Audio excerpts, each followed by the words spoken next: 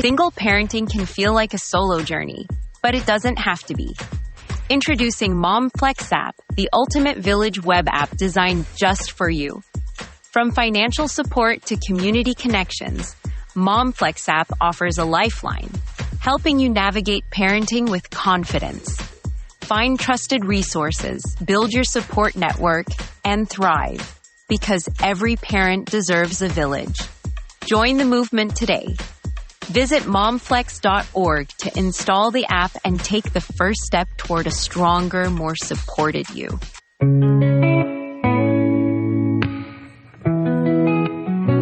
Every day's a battle, every step a climb, but we're standing tall, we're building our lives. Through the sleepless nights and the endless fight, we rise, we shine, we hold on tight.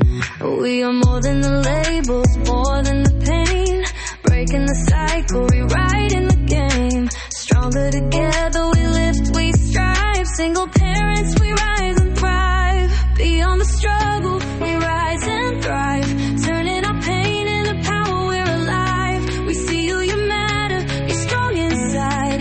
Together we shine, we rise, we thrive. Stories of triumph, stories of grace. Single parents with dreams to chase. They said we'd break, they said we'd fall, but look at us now, we're standing tall. We are more than the labels, more than the pain, breaking the cycle, rewriting the game. Stronger together, we lift, we strive. Single parents, we rise and thrive. Beyond the struggle, we rise and thrive. Hey, single parents, are you ready to take charge of your life and rise beyond the struggles? Because this space, Beyond the Struggle, Rise and Thrive, was created just for you. This is your go-to podcast for unfiltered conversations, uplifting community, and the practical tools that support your journey as a single parent. Because thriving isn't just possible, it's your birthright. I'm your host, La Fortune, and whether you are listening from your car, your kitchen, or quiet moment after bedtime, I want to say you are not alone. Your story matters, and today's episode is one that I know will touch hearts, bring healing, and hopefully create space for reflection, softness, and strength. Today, we are exploring what it means to navigate motherhood as a single woman of color, a topic that is layered, complex, and so often overlooked. It's a journey filled with resilience and responsibility, yes, but also one that deserves gentleness, grace, and the freedom to breathe. So many of us have been conditioned to just be strong, to hold it together, stay productive, show up for everyone else, even when we are breaking on the inside. But where is the space for our softness?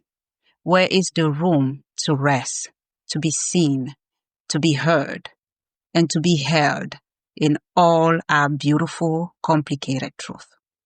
Joining me today is someone who deeply understands this intersection, Fannie Tristan.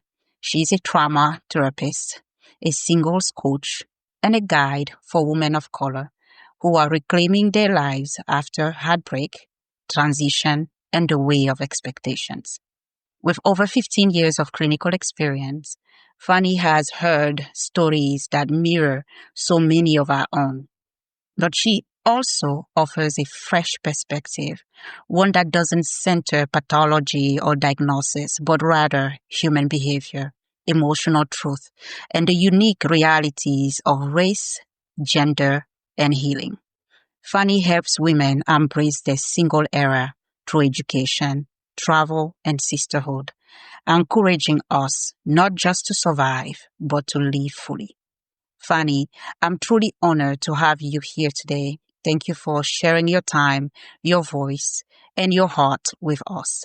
Let's dive right in. Fanny, welcome to the show. Thank you so much for having me. Oh, you're quite welcome. So let me just dive right into discussion of this topic today. You have worked with women of color for over 15 years. What led you into the work, and what did you begin to notice as a common thread among your clients, especially those who are single mothers navigating life after a breakup? Yeah, that's a good question. So, yeah, I have been in the clinical social work field for about 15 years now. And I've always kind of centered women of color in my work, whether they were mothers, sisters, or just single women. Mm-hmm. And about a few years back, I was noticing a trend. I noticed that in my private practice, I focus a lot of my work on trauma. And in my private practice, there was a trend where I noticed there were a lot of single women coming into my practice wanting to heal from trauma in the wake of breakups or divorce or some kind of heartbreak. Mm-hmm. And we did some really, really wonderful work together.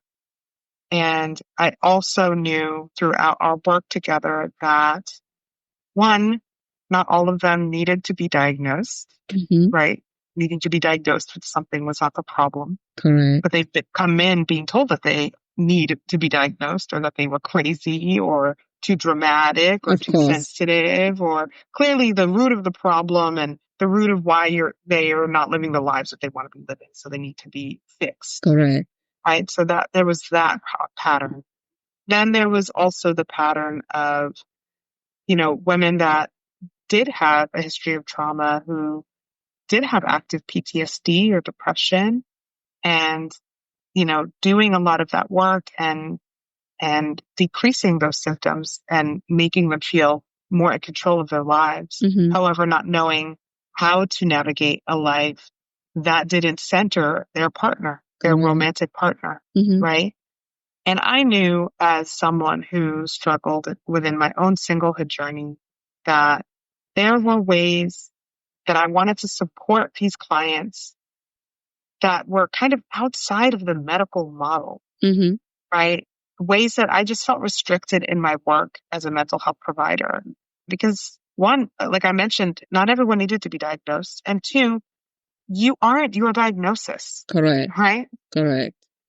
And so I wanted to provide them things that were outside of just that scope that included actually getting them together, right? Actually having them build that curated environment that you need to thrive, right? The environment full of women that believe in you, who believe you, right? Who also want to have a good time with you, right? Who also want to invest in being in community, right? Yes. In the most purest sense of that word. And so wanting to create those environments for them while also being able to teach them some of the tools that they need to continue feeling that confidence, to continue building those communities, even in their home environments, in their home areas, right? And so that's really where her soul supply really was built on that belief of like, what are these offerings that I want to have that are just not provided in my private practice, but that can really flourish into a holistic approach to the type of security and love that all women deserve. And because, I myself am a woman of color, I can't help but talk about the type of things that specifically impact women of color when definitely. That is, definitely. Exactly. Just certain societal standards and things like that. And so I've really wanted to build a specialty and honing in on that as I've grown her soul supply. So it's something that is open to all women. However, it is definitely curated and attended to the needs of Black and Brown women.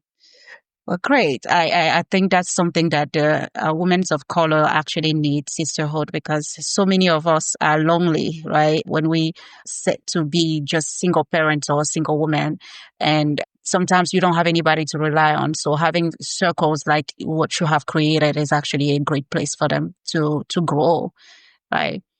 So you have said before that many of these women didn't need a diagnosis. They needed something else. Can you talk about what you mean by that? Well, that they didn't need a diagnosis, but that they needed control. Yes. Well, it can be a number of things, right? Mm-hmm.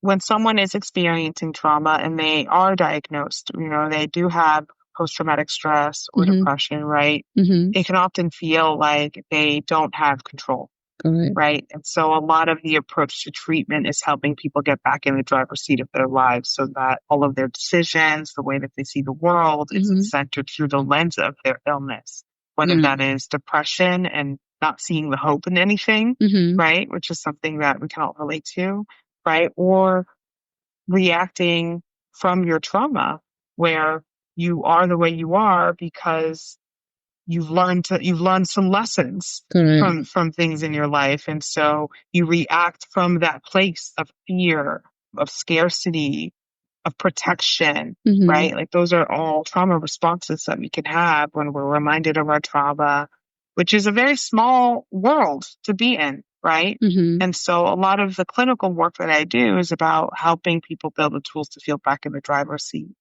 Now, for folks who have gotten in the driver's seat or just don't know where to go, right? Mm-hmm. It becomes about, okay, well, now let's talk about what that vision is of a life that perhaps one you are grieving because maybe you're going through a breakup or a divorce and you realize like, wow, my entire future was wrapped up around having this person be a part of it. And now they're no longer here. And so what does that mean about my value Mm-hmm. and where I'm supposed to be in life and Correct. all of these things, especially when you have the community around you telling you that you're the problem or telling you that you're the one that made the wrong decision and you should have tolerated more and all of these things that aren't actually helpful. They're not helpful in you creating a better vision that's going to be happy for yourself or with you and your children, right? Correct. And so the work that we do at Her Soul Supply is around helping women visualize what that reality can be, Mm-hmm. right?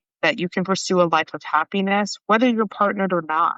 That actually the most ideal partner, if there even is one to think of, is someone that's going to be a complement of you living your best life.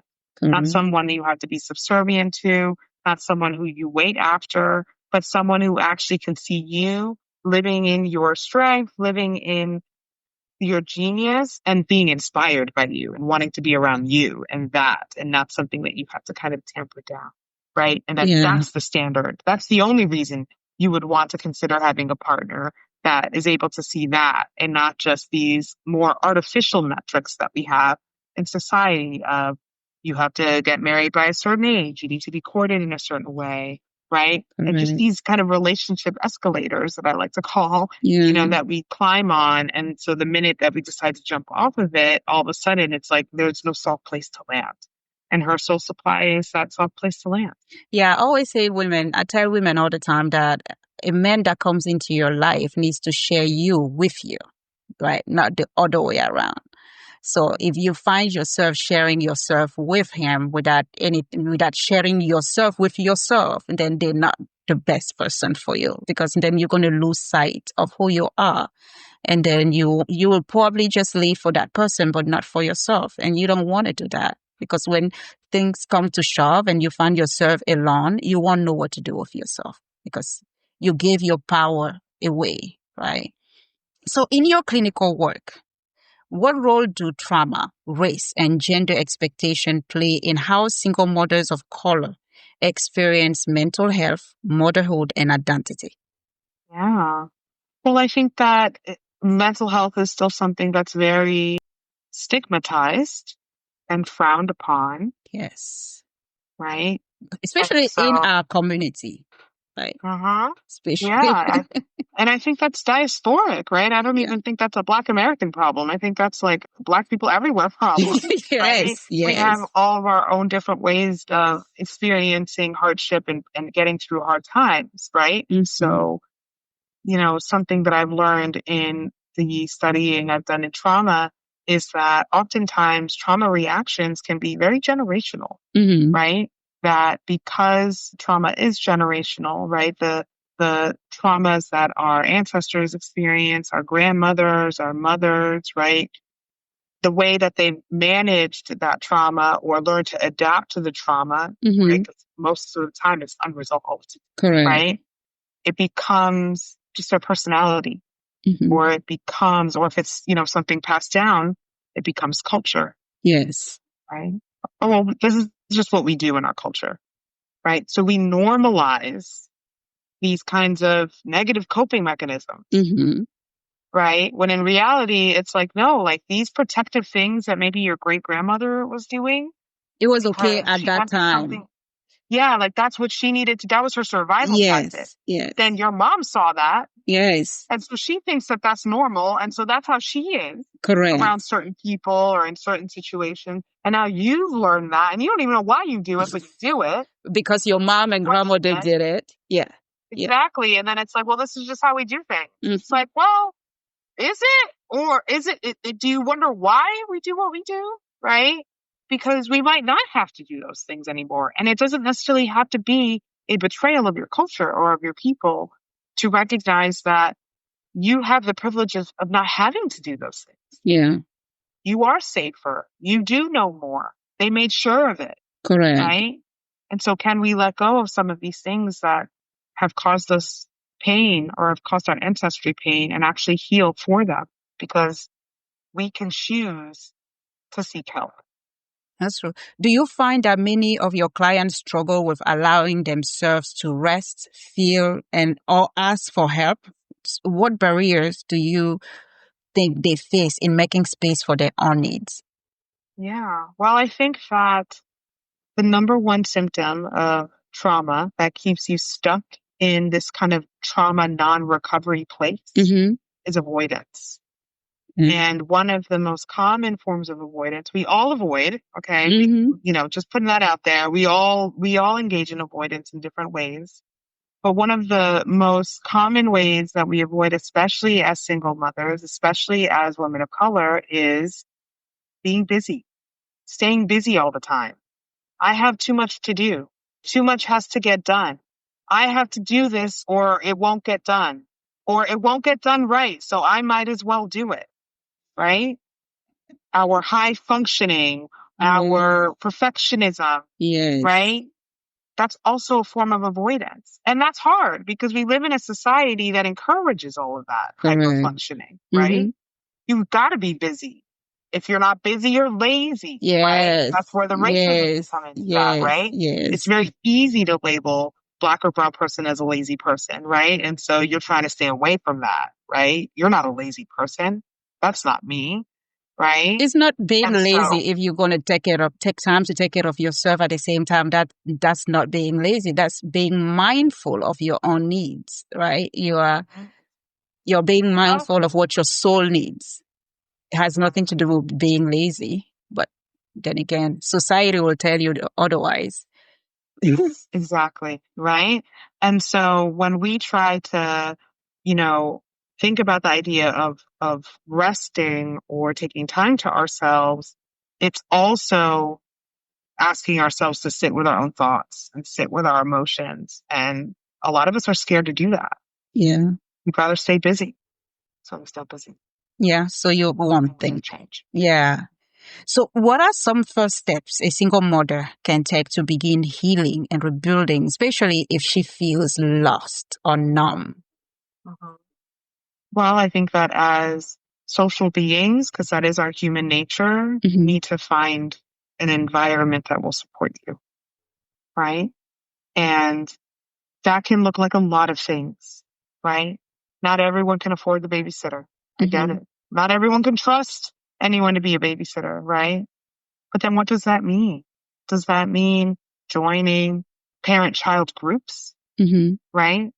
Joining things that involve your child being preoccupied doing something else, right? Have you been holding off letting your eldest child babysit, right? I'm guilty of that. I did that sometimes. That's why we have the oldest, right? It's like, can mommy have 2 minutes for herself? Can you take your little sister on the other side? Sometimes it works, right? Although sometimes those kids, when they grow up, they come back at you and say, well, you took me as your babysitter. I'm the one who raised her, but sometimes you have to find a way to relinquish everything that you have and give it to somebody else to bear. Just, even if it's 10 minutes, just 10 minutes. to hide in a bathroom just for yourself, right? Mm-hmm. So, Well, I'm sorry. Go ahead. no, go ahead. Well, it's also a balance, right? You know, Yes. I a lot of my work in my therapy practice, restorative space, it focuses on firstborn daughters, right? And that's who it falls on, right? The firstborn daughter to be the one that's like the default parent when the parents can't be there, right? And all of that. I I think am what's that. important, I'm the firstborn right? daughter. Yeah. And so again, speaking about just how we've learned to have culture, right? It's an expectation of the firstborn daughter to basically be the de facto parent, right? Right. And so we take that on and we make it part of our identity, which is why it's hard for us to rest because we think of ourselves as someone with multiple hats. Correct. However, I think that as parents ourselves, we can, you know, create a balance that we didn't have. So it's not never ask your eldest child to babysit, but I think it is ask them if they can babysit, Yeah. right? Because part of what the problem was is that you had no agency. You were voluntold to take care of your siblings. Yes. When in reality, it is a moment of connection that you can have with your eldest to say, hey, I love you and I trust you. And I would really love if you could babysit on Friday. Correct. Mm-hmm. Right. And like be humble to that because yes, it is your child, but they didn't ask to be in this world, you know? That's one thing. I'm going to have to agree to disagree with that Yeah. because I feel like souls have a mission on earth and they get to select their parents, right? So yes, they were asked to be born. I agree to disagree to that because a lot of kids, myself, my kids included, they will say to me all the time, Mom, I did not ask to be born. And I'm like, yes, actually you did. You selected me. Out of all the mothers and that were there, you chose me to raise you. You chose me to be born from me so that I may be able to help you accomplish your purpose on earth, your mission on earth. So I will agree to disagree on that statement. They asked to be born. Unfortunately, maybe based on the fact that I have learned different ways and in the spirituality and all of that to realize that, because I'm also guilty of saying that at the beginning, I never asked to be born. But after learning all of nature, the spirituality end of things, I realized that no, I actually came on this earth for a mission. I have a purpose of coming here. And I chose and selected my parent to help me accomplish that mission. And that's why I'm here. And they did that. But they do it in a certain level. At some point, you have to move on and accomplish your own mission. But they give you the basic, right? So they prepare you to be able to move forward with your mission. So on that. But, since our time is limited, I am going to ask you a few more questions and then we can do this. So you also coach women through what you call single era, which I love actually. How do you define that season and what does it mean for women of color? Uh-huh. Right. Well, your single era is really just the time in which you are not accountable to somebody else romantically. Mm-hmm.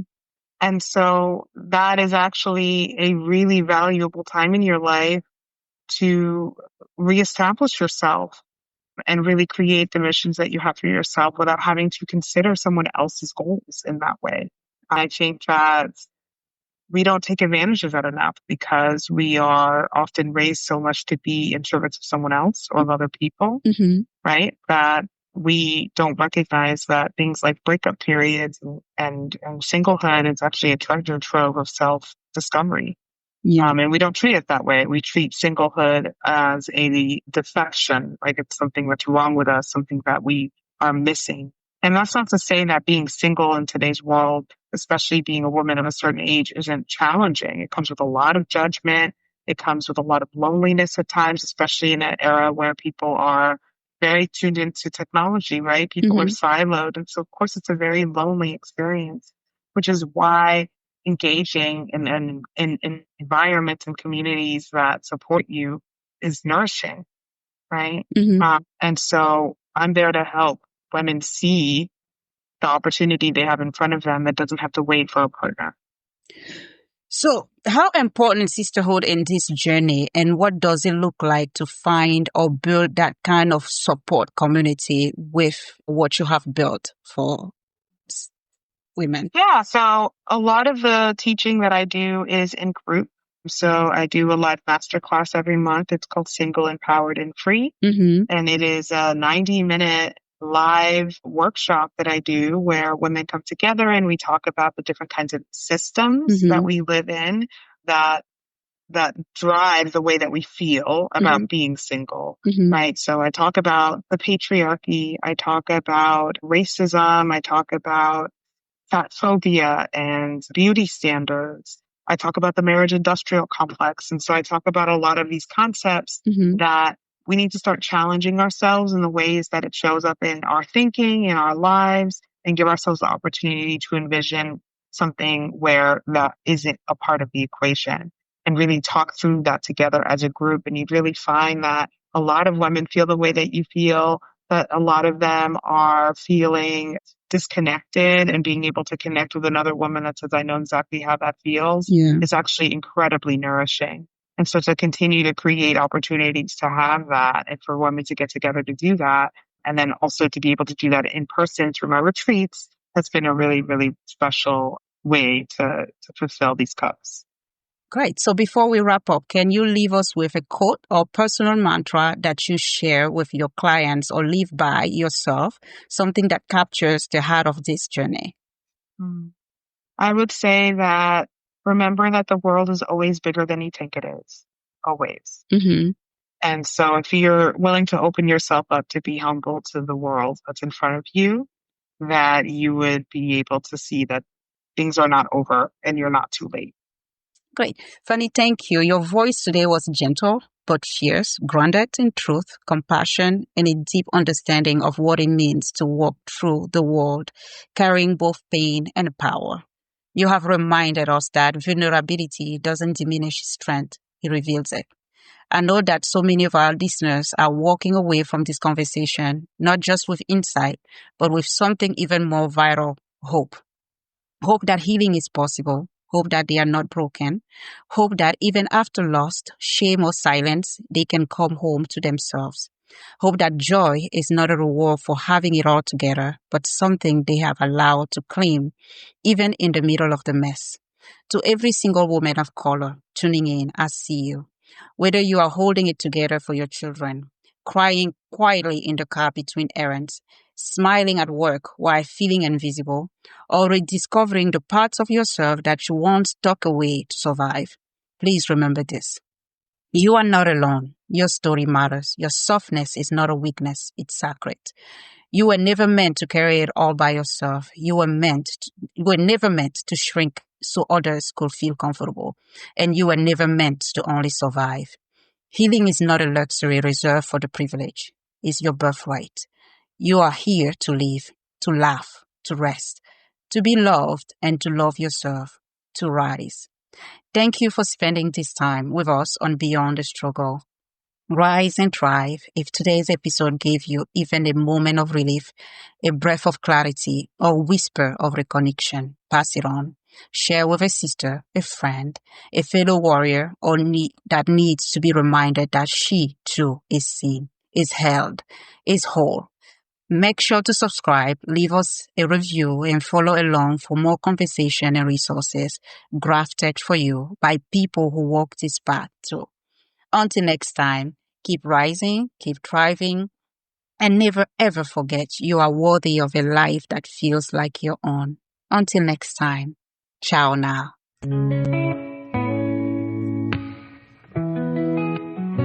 Every day's a battle, every step a climb, but we're standing tall, we're building our lives. Through the sleepless nights and the endless fight, we rise, we shine, we hold on tight. We are more than the labels, more than the pain, breaking the cycle, rewriting the game. Stronger together, we lift, we strive. Single parents, we rise and thrive. Beyond the struggle, we rise and thrive. Turning our pain into power, we're alive. We see you.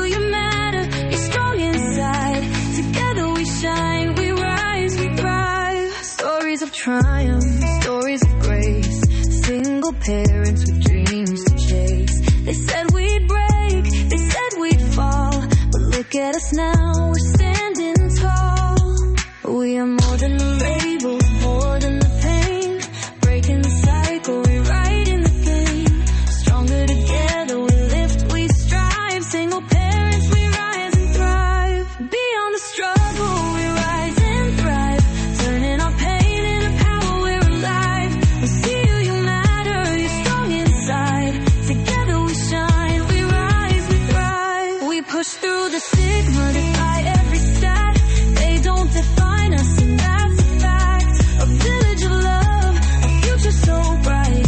Hand in hand, we own our life. Beyond the struggle, we rise and thrive. Turning our pain into power, we're alive. We see you, you matter, you're strong inside. Together we shine, we rise, we thrive. The journey is tough, but we're not alone.